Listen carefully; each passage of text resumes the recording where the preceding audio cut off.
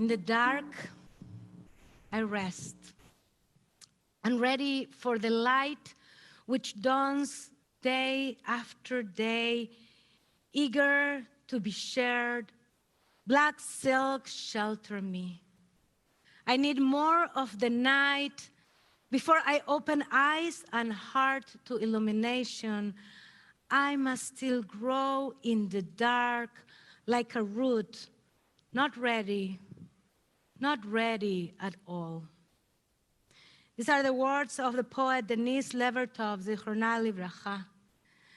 For me, and I imagine for many of you, this past year has brought new meaning to the idea of being ready or not ready at all to face our lives and our world. Whether we do or do not feel ready at this moment, we are all still growing in the dark, as Levertov writes. We're growing in the dark to prepare ourselves for the beauty and the pain of being together in the light. Rosh Hashanah is not fully what I imagined it would be this year, but I have never been more grateful to sing, learn, pray, and grow together as a community, both in person and through the gift of technology. Today is the first day of the Jewish year, 5782, but not in a year, but of a Shemitah year. Commonly translated as the sabbatical year, Shmitah literally means release. And the origin of this concept is in the Torah.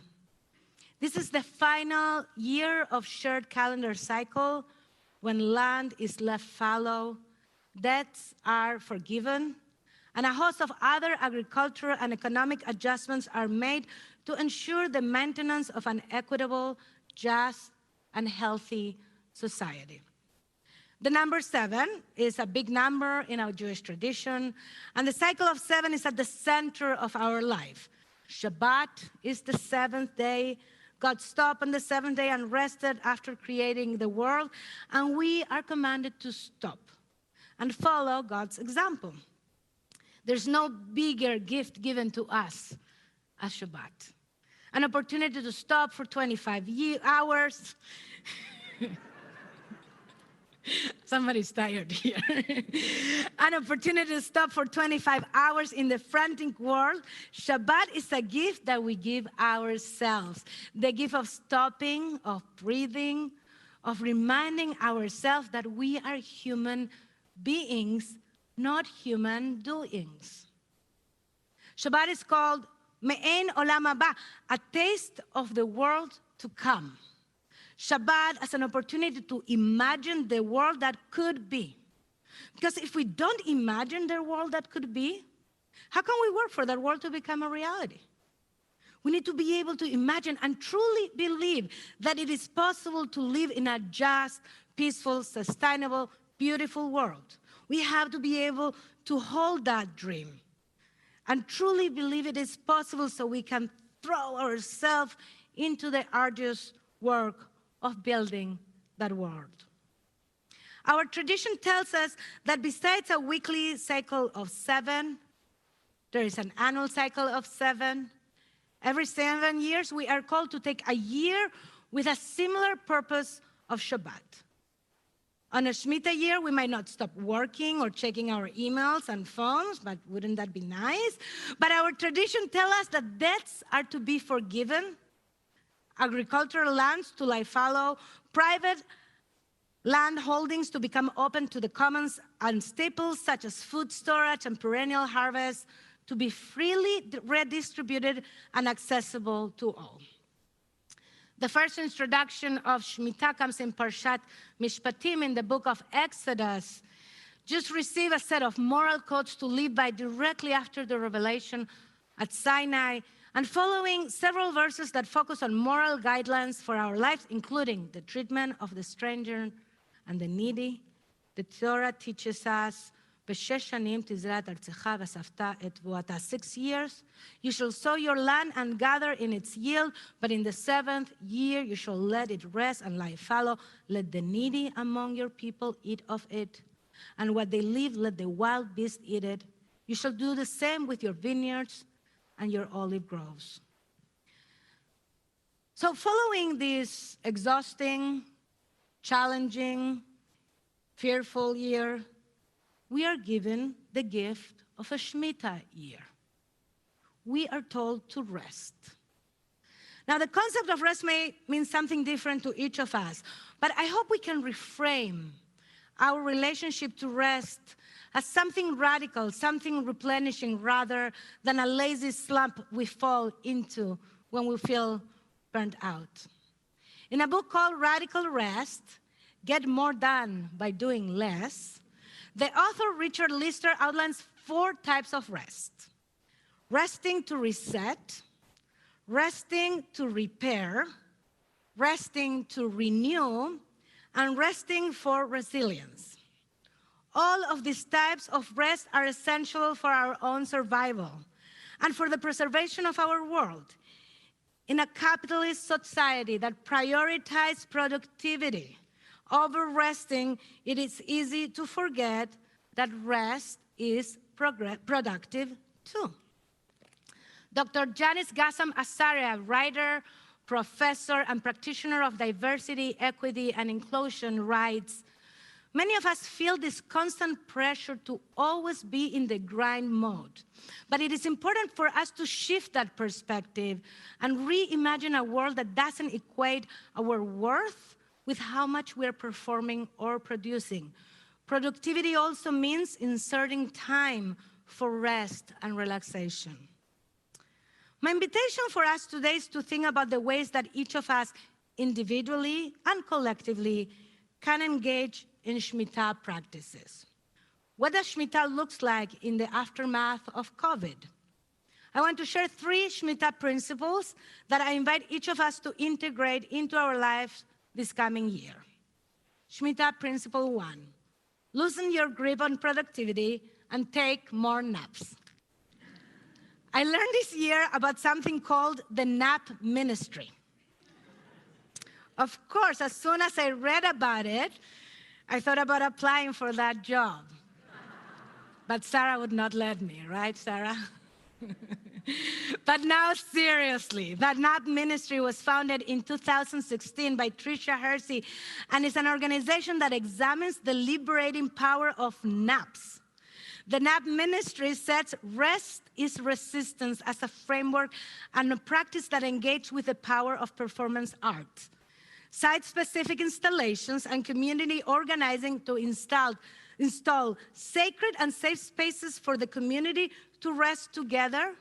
They believe rest is a form of resistance and a radical tool for community healing. They even name sleep deprivation as a radical and social justice issue. The NAP ministry calls us to disrupt and push back against a system that views human beings as machines. We are not machines. We are divine human beings. Believe me, this is perhaps my own hardest challenge. As a multitasker, I enjoy making lists and completing tasks. The challenge that Shmita puts in front of me is not something I take lightly.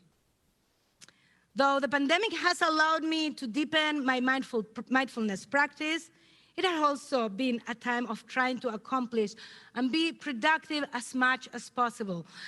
I know that I'm a long way from having a different relationship with my own productivity and releasing my expectations of how productive other people should be.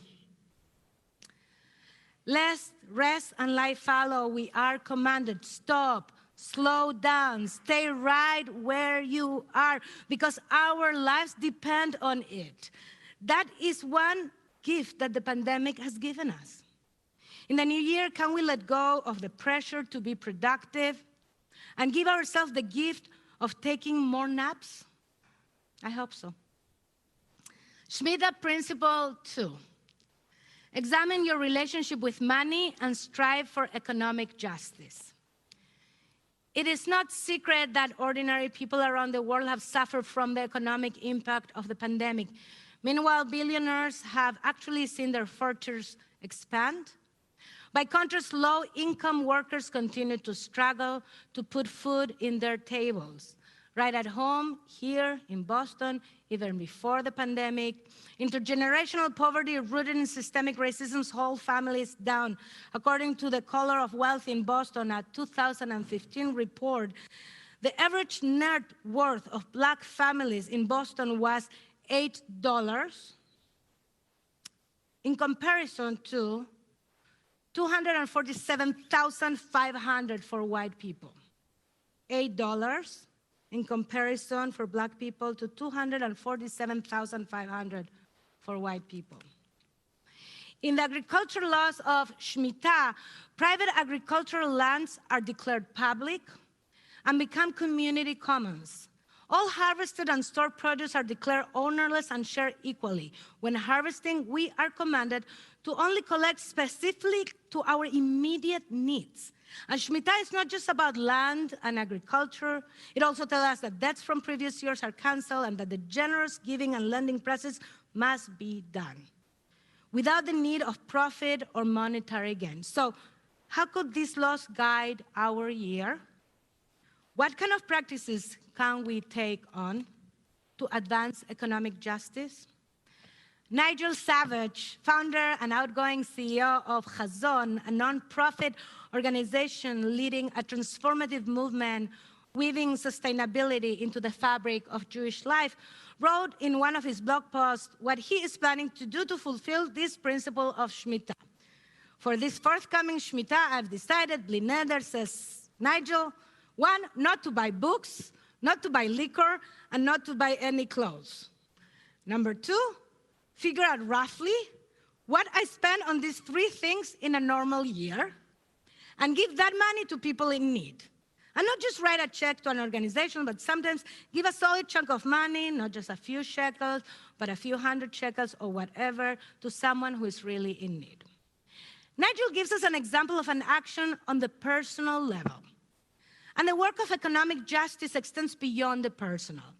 Shmitah compels us to imagine a world in which we manifest through systems and practices the truth that there is enough wealth for everyone to have enough. If we learn from Shemitah principles of debt forgiveness, what might be possible for the countless Boston area families struggling to dig themselves out from under the weight of decades or generations, old debts and poverty? Following Nigel's invitation, what are the 2 or 3 things that you, each of us, can do this Shemitah year to bring us closer to fulfilling the vision of Torah of economic equality and justice?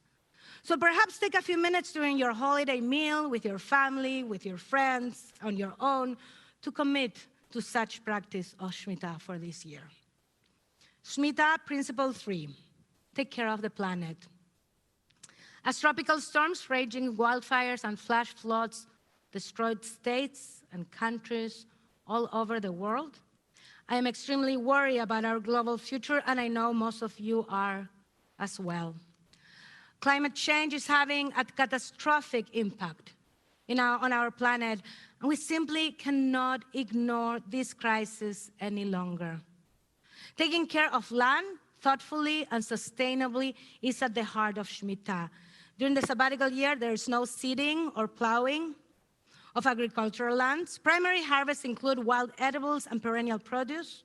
Harvests must be eaten locally and should be gathered at full ripeness and eaten in their natural growing season. And last but not least, wild and domesticated animals must have free access to range and food. The biblical commands of Shemitah do not traditionally apply to the land outside of Israel. So why and how can these principles and teachings be relevant to us?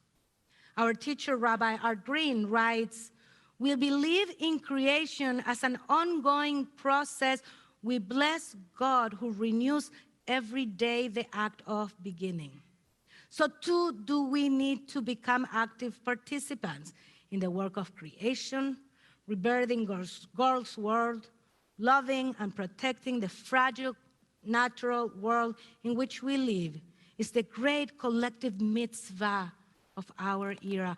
Let us rededicate ourselves to it in this season of rebirth. We can start to live out this Shemitah consciousness by deepening our connection and attunement to the land and to our food. Could you spend some time this year learning what wild edibles grow near your home? Is there a fruit tree in your backyard or the backyard of someone you know from which you could harvest some fruit even in the next few weeks?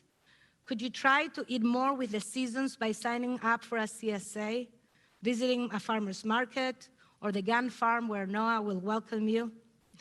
I offer these suggestions not because they will be enough to meet the challenge of climate change, but growing our connection with this planet, our only a common home, is necessary part of the work. I am proud that 3 of our teenagers at TBZ, Lila Dector, Ezra Klauber, and Sarah Maudner-Maslan, are board members of the Jewish Youth Climate Movement, an initiative that empowers teens to mobilize our communities to take action on climate change. So, Becca, I'm going to stand in front of you because Sarah is not here. I did it in front of Ezra before, and then Lila is at home. So I want you to hear, because I'm going to do this in front of this, and I'm going to imagine you're Sarah. So Sarah, Lila, and Ezra, this Shemitah year, I am committed to supporting you, the 3 teens of our community that are doing this holy work in whatever ways I can as they pursue this journey as climate justice activists. So that's my commitment. This year, the 3 of them will get my full support in any way I can to move forward their vision of bringing climate justice and the climate justice movement to the Jewish people here. So please pass this to the kids. And I invite each of you to find 1 or more things, small or big, to fulfill this mitzvah of loving and protecting the fragile natural world in which we live. Nothing feels more urgent. The Torah commands us to let the earth life follow every 7th year and to reevaluate and reset our relationship to the natural world.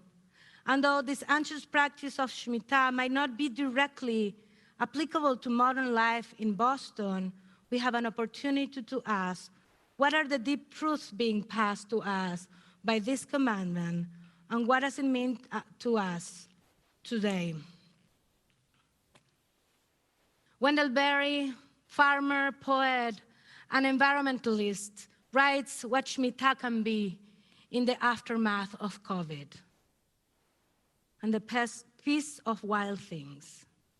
When despair for the world grows in me, and I wake in the night at the least sound, in fear of what my life and my children's lives may be, I go and I lie down where the wood drake, resting his beauty on the water and the great heron feeds. I come into the peace of wild things who do not tax their lives with forethought of grief. I come into the presence of still water, and I feel above me the day-blind stars waiting with their light. For a time, I rest in the grace of the world, and am free. Mina metzar karati yanani b'merchavya. This verse that is accompanying us in my disgrace, I cried to you who answers me, setting me free. May this Shemitah be an invitation, may this Shemitah year be an invitation to us find the spaciousness, the merchav that God offers us when we feel constricted. And in the aftermath of this hard pandemic year, this new year Shemitah invites us to encounter the world, God's creation, and our own selves, with the openness to reset, repair, renew, and build resilience. And after we rest, and after we take our naps, we can rise together to build a better future with love, with hope, with prayer, and with gentleness. Shana Tova. We are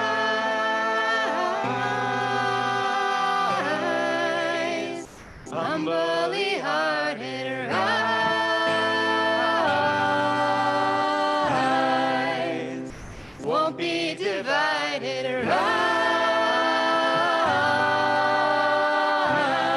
The words are ending. With Spirit to guide us. Rise.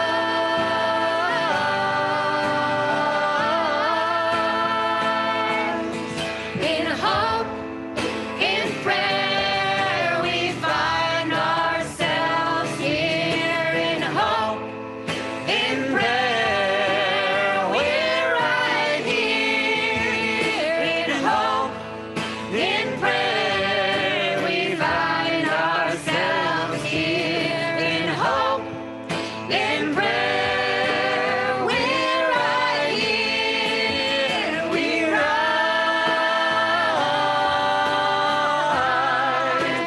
All of the children rise.